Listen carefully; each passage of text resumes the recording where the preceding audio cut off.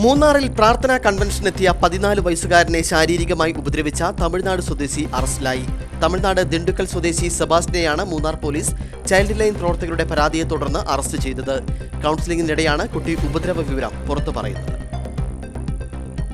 കഴിഞ്ഞ ഏപ്രിലിൽ മൂന്നാറിൽ വെച്ച് വിശ്വാസികളെ പങ്കെടുപ്പിച്ചുകൊണ്ട് സെബാസ്റ്റ്യൻ പ്രാർത്ഥനാ കൺവെൻഷൻ നടത്തിയിരുന്നു. വിദ്യാർത്ഥികൾ അടക്കമുള്ളവരെ പങ്കെടുപ്പിച്ചുകൊണ്ടാണ് പ്രാർത്ഥനാ യോഗം നടത്തിയത്.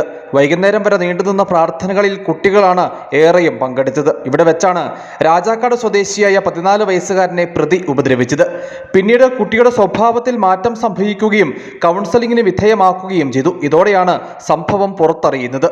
മൂന്നാർ പോലീസ് നടത്തിയ അന്വേഷണത്തിൽ പ്രതി സെബാസ്റ്റ്യനെ തൂത്തുക്കുടിയിൽ നിന്നും പിടികൂടുകയായിരുന്നു. ദേവികുളം കോടതിയിൽ ഹാജരാക്കിയ പ്രതിയെ റിമാൻഡ് ചെയ്തു. News bureau, Adimali.